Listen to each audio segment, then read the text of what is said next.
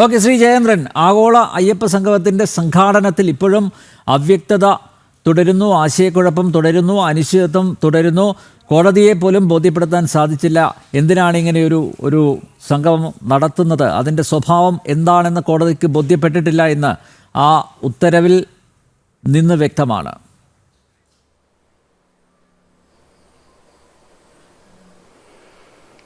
അതുകൊണ്ടെന്താ പ്രശ്നം? കോടതി സാധാരണഗതിയിൽ ഇത്തരം കാര്യങ്ങളിൽ ഒരു നിരീക്ഷണം നടത്തുമ്പോൾ അത് ഉത്തരവൊന്നുമല്ലല്ലോ അനിൽ നമ്പ്യാർ. ജഡ്ജ് അദ്ദേഹത്തിൻ്റെ ഒരു അഭിപ്രായ പ്രകടനം നടത്തിയെന്ന് ഞാൻ താങ്കൾക്ക് അയച്ചു അല്ല, വിശദമായ വാദം കേൾക്കാൻ മാറ്റിയിരിക്കുകയാണല്ലോ. ഹൈക്കോടതിയുടെ ഓർഡർ ആയിട്ടല്ലേ വന്നിരിക്കുന്നത്. അതെ, വിശദമായ വാദം കേൾക്കാനാണല്ലോ. അതെ, അദ്ദേഹം ഇങ്ങനെ പ്രസ്താവിച്ചു, ശരിയാണ്. അത് വിശദമായ ഇന്ന് ഫയൽ സ്വീകരിച്ചു, വിശദമായ വാദത്തിന് മാറ്റിവെച്ചു. വിശദമായ വാദപ്രതിവാദങ്ങൾ നടക്കാൻ ഇനി ഇരിക്കുന്നതല്ലേ ഉള്ളൂ. വരും, ഇരുഭാഗത്തിൻ്റെയും വാദഗതികൾ വരുമല്ലോ. അത് വരട്ടെന്നേ, അത് സ്വാഭാവികമല്ലേ. ഏത് കേസിലും അത്തരം രണ്ട് നിലപാടുകൾ വരുമ്പോഴാണല്ലോ കോടതിയിലെ ജഡ്ജ്മെൻറ്റിലേക്ക് വരുന്നത്. അത് വന്നോട്ടോ, അതിനെന്താ കുഴപ്പം? അതിൻ്റെ അകത്തൊന്നും ഒരു പ്രശ്നവുമില്ല. സർക്കാരിന് എന്താണ് ഇക്കാര്യത്തിൽ ഉള്ള നിലപാടെന്നുള്ളത് സർക്കാർ പറഞ്ഞിട്ടുണ്ട്.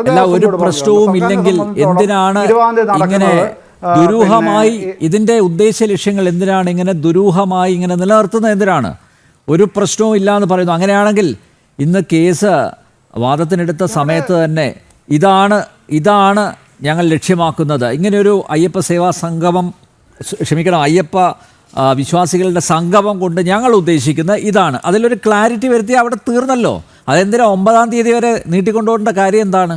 അപ്പോൾ നിങ്ങൾ എന്തൊക്കെയോ ഒളിക്കുന്നു, ദേവസ്വം ബോർഡിന് ഒളിക്കാൻ എന്തൊക്കെയോ ഉണ്ട്, സർക്കാരിന് ഒളിക്കാൻ എന്തൊക്കെയോ ഉണ്ട് എന്നല്ലേ നമുക്ക് മനസ്സിലാക്കാൻ പറ്റുന്നത്.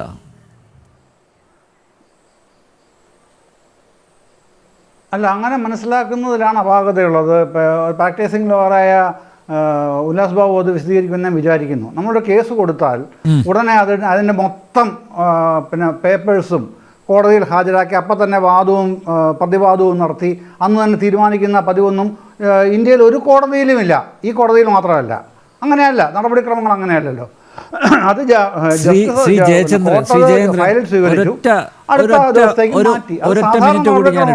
ഞാൻ താങ്കൾ സംസാരിക്കുമ്പോൾ ഇടപെട്ട് സംസാരിക്കില്ല, ഒരൊറ്റ മിനിറ്റ് കൂടി. ഇപ്പം നോക്കൂ, ഇങ്ങനെയൊരു വിഷയം അത് പൊതുസമൂഹത്തിൽ ചർച്ച ചെയ്യപ്പെട്ടുകൊണ്ടിരിക്കുകയാണ്. അപ്പോഴാണ് കോടതിയിൽ ഒരു ഹർജി വരുന്നത്. കോടതിയിൽ അങ്ങനെ ഒരു ഹർജി വരുന്ന സമയത്ത് ദേവസ്വം ബോർഡും സർക്കാരും എന്താ ചെയ്യേണ്ടത്? അവരതിൽ ക്ലാരിറ്റി വരുത്തണം.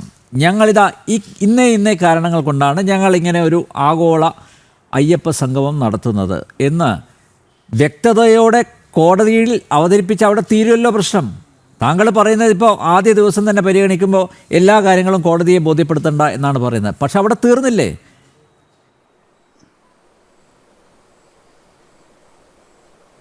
അല്ല, ഞാൻ പറഞ്ഞത് അങ്ങനെയല്ല ഞാൻ പറഞ്ഞത് നമ്മളൊരു കേസ് ഫയൽ ചെയ്യുമ്പോൾ ഓൾ ഓഫ് എ സഡൻ ഉടന്തടി പരിഹാരം എന്നുള്ള നിലയിലല്ല ഒരു കോടതിയിലും കേസുകൾ ഫയലിൽ സ്വീകരിക്കുകയും അതിൻ്റെ നടപടിക്രമങ്ങൾ നടത്തുകയും തീർപ്പാക്കുകയും ചെയ്യുന്നത്. അത് നമ്മുടെ നീതിന്യായ വ്യവസ്ഥയുടെ ചരിത്രത്തിലില്ലാത്തതാണ് ശ്രീ അനിൽ നമ്പ്യാർ. ഞാൻ അതാണ് പറഞ്ഞത്.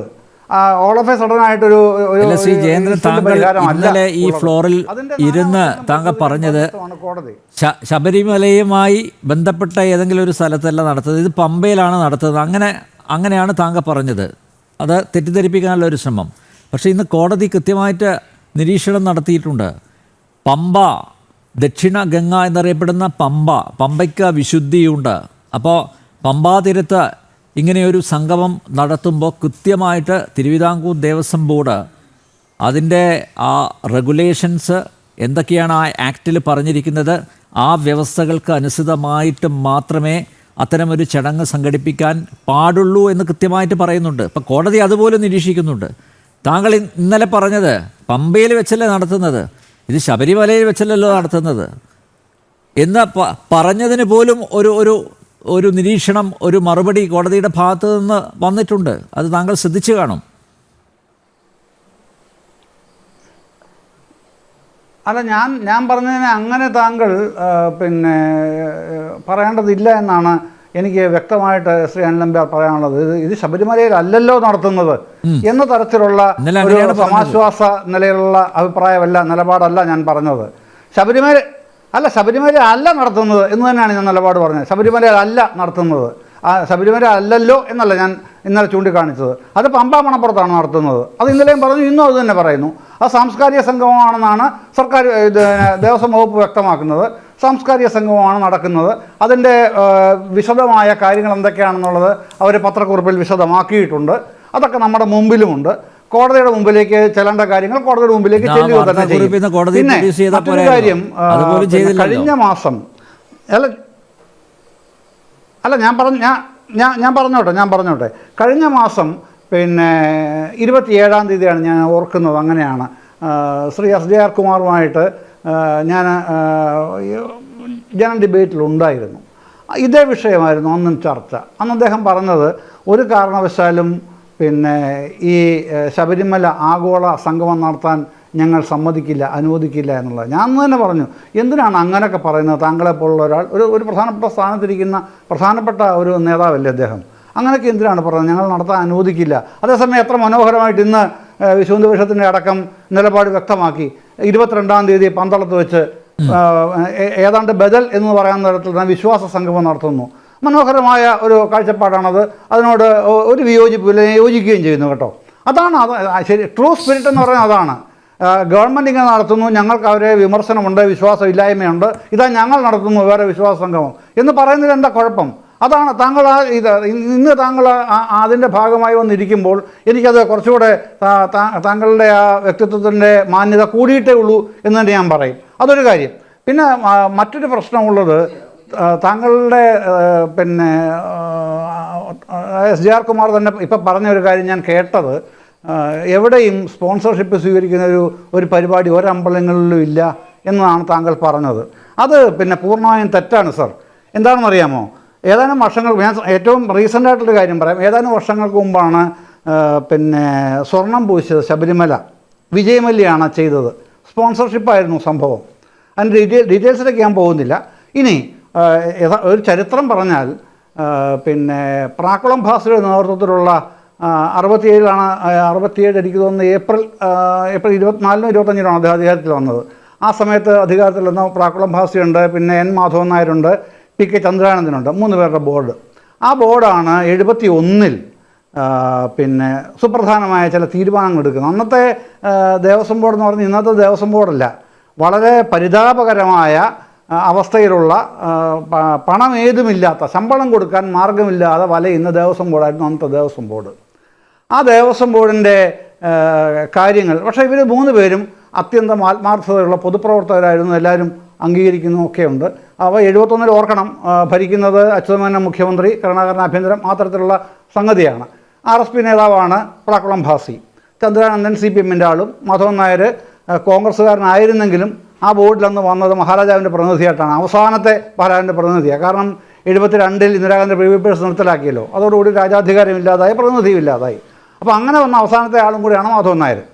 അങ്ങനെ അവർ വന്നു, അവർ ഇതിൻ്റെ ഫണ്ട് റൈസിങ്ങിന് നമുക്കെന്തെങ്കിലും ചെയ്യണം, കാതലായി ചെയ്യണം എന്ന് പറഞ്ഞ് പല പ്രമുഖ വ്യക്തിത്വങ്ങളോട് ബന്ധപ്പെട്ട് ഇടപെട്ട അവസാനം നമ്മുടെ ആതുരാജ സ്വാമികൾ കുറിച്ചിയിലുണ്ടായിരുന്ന അദ്ദേഹം ദിവംഗതനായ ആളാണ്, അറിയാം, എല്ലാവർക്കും അറിയാം. അതുപോലെ Shri MKK Nair IAS, MKK നായരുടെ നേതൃത്വത്തിലാണ് കമ്മിറ്റി തന്നെ ഉണ്ടാവുന്നത്. ആ കമ്മിറ്റി ഉണ്ടാക്കിയിട്ട് അവർ ഞാൻ ഇന്നലെ തെറ്റായി പറഞ്ഞു, ഇന്നലെ തന്നെ സമ്മതിച്ചൊരു കാര്യമുണ്ടല്ലോ, ഈ തങ്കയങ്കിയും തിരുവാഭരണ ഇതൊക്കെ ഞാൻ പറഞ്ഞല്ലോ, ഘോഷയാത്രയുടെ കാര്യം. അങ്ങനെയല്ല, അയ്യപ്പ ജ്യോതി പ്രയാണം എന്ന് പറഞ്ഞൊരു സംഗതി 3000 കിലോമീറ്ററോളം കേരളത്തിൻ്റെയും തമിഴ്നാട്ടിൻ്റെയും മുക്കിലും മൂലയിലും നടത്തിയ ഒരു വലിയ യജ്ഞമുണ്ട്. വലിയ യജ്ഞമായിരുന്നു. എന്നിട്ട് എത്ര കോടി സമാഹരിച്ചു? സമൂഹത്തിന്റെ എല്ലാ ഭാഗങ്ങളിലും ജ്യോതി പ്രയാണത്തിലൂടെ എത്ര കോടി സമാഹരിച്ചു നോക്കൂ. താങ്കൾ നേരത്തെ വിജയമല്യ സ്വർണം പൂശിയ കാര്യം പറഞ്ഞു, പരാമർശിച്ചു. ഇപ്പൊ വഴിപാടായിട്ട് അല്ലെങ്കിൽ പ്രാർത്ഥനയായിട്ട് ഏത് ഭക്തനെയും അങ്ങനെയൊക്കെ ചെയ്യാം. അല്ലാതെ ഞങ്ങളിതാ ഡയമണ്ട് കാർഡ് ഉണ്ടേ, 3 കോടിക്ക് മുകളിൽ നിങ്ങൾ പണം തന്നു കഴിഞ്ഞാൽ നിങ്ങൾക്ക് ഡയമണ്ട് കാർഡ്, അല്ലെങ്കിൽ പ്ലാറ്റിനം കാർഡ് ഉണ്ട്, 1 കോടിക്കും 3 കോടിക്കും ഇടയിൽ നിങ്ങൾ സ്പെൻഡ് ചെയ്ത് കഴിഞ്ഞാൽ നിങ്ങൾക്ക് പ്ലാറ്റിനം കാർഡ്, അതുപോലെ ഗോൾഡ് കാർഡ്, സിൽവർ കാർഡ്. അങ്ങനെ ഒരു സംവിധാനം ആദ്യമായിട്ടല്ലേ ശ്രീ ജയചന്ദ്രൻ? അത് ഭക്തർ അവരറിഞ്ഞുകൊണ്ട് തരും, അല്ലാതെ ഇത് പിടിച്ചു പറിക്കുന്ന പോലെയല്ലേ.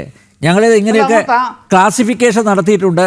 അതായത് ഭക്തരെ ഞങ്ങൾ ഇങ്ങനെയൊക്കെയാണ് ഞങ്ങൾ തരം തിരിച്ചിരിക്കുന്നത്. അപ്പോൾ നിങ്ങൾക്ക് ഇത്ര കോടികൾ തന്നു കഴിഞ്ഞാൽ നിങ്ങൾക്ക് അതിനനുസരിച്ചുള്ള പ്രയോജനങ്ങൾ ലഭിക്കും, അല്ലെങ്കിൽ അതിനനുസരിച്ചുള്ള ആനുകൂല്യങ്ങൾ ലഭിക്കും എന്ന് ദേവസ്വം ബോർഡ് അവതരിപ്പിക്കുമ്പോൾ അതിനെ താങ്കൾ നേരത്തെ പറഞ്ഞതുപോലെ അതുമായിട്ട് താരതമ്യം പോലും ചെയ്യാൻ പറ്റില്ലല്ലോ. അല്ല, 100% അടിസ്ഥാനരഹിതവും വസ്തുതാവിരുദ്ധവുമാണ് താങ്കൾ ഈ പറയുന്ന ഡയമണ്ട് പ്ലാറ്റിനം ഇല്ലേ, കാർഡൊക്കെ. അങ്ങനെ ഒരു സംവിധാനം അങ്ങനെ ഇല്ലേ? സംഭവം സംസ്ഥാന സർക്കാരിലെ ദേവസ്വം വകുപ്പോ ദേവസ്വം ബോർഡോ തീരുമാനിച്ചിട്ടില്ല. അത് താങ്കൾ ഇന്നലെയും പറഞ്ഞു. അപ്പൊ പുറത്ത് ഇന്നും അത് തന്നെ വന്നതൊക്കെയോ? പറയുന്നു. പുറത്ത് എവിടുന്നാണ് ഈ വിവരം വന്നതൊക്കെയോ? കിട്ടിയെന്നെങ്കിലും പറയൂ. വെറും കിംവദന്തികളാണോ, അങ്ങനെ സംസ്ഥാന അഭ്യൂഹങ്ങളാണോ? സർക്കാരോ ദേവസ്വം ബോർഡോ? ഞാൻ പറഞ്ഞില്ലേ, അതിന് എന്താണ് പറയുന്നത്, അതിനൊക്കെ എന്താണ് പറയേണ്ടതെന്ന് താങ്കൾ തന്നെ തീരുമാനിച്ചാൽ മതി. അത്തരം വാർത്തകൾക്ക് ദേവസ്വം ബോർഡോ ദേവസ്വം വകുപ്പോ അത്തരം ഒരു തീരുമാനം എടുത്തിട്ടേ ഇല്ല ഈ നിമിഷം വരെയും. ഞാൻ ഉത്തരവാദിത്തോടെ തന്നെ പറയുകയാണ്. അല്ലാതെ ആരും നിഷേധിച്ചിട്ടില്ലല്ലോ. ദേവസ്വം ബോർഡിന്റെ ഉത്തരവാദപ്പെട്ട സ്ഥാനത്തിരിക്കുന്ന ആരും നിഷേധിച്ചിട്ടില്ല. അതുപോലെ ദേവസ്വം മന്ത്രി നിഷേധിച്ചിട്ടില്ല. സർക്കാരിൻ്റെ ഭാഗമായിട്ടുള്ള ആരും നിഷേധിച്ചിട്ടില്ലല്ലോ. ഇപ്പോൾ ശ്രീ ജയചന്ദ്രനാണ് ആദ്യമായി ഇത് നിഷേധിക്കുന്നത്, അങ്ങനെ ഒരു സംഭവമേ ഇല്ല എന്ന്.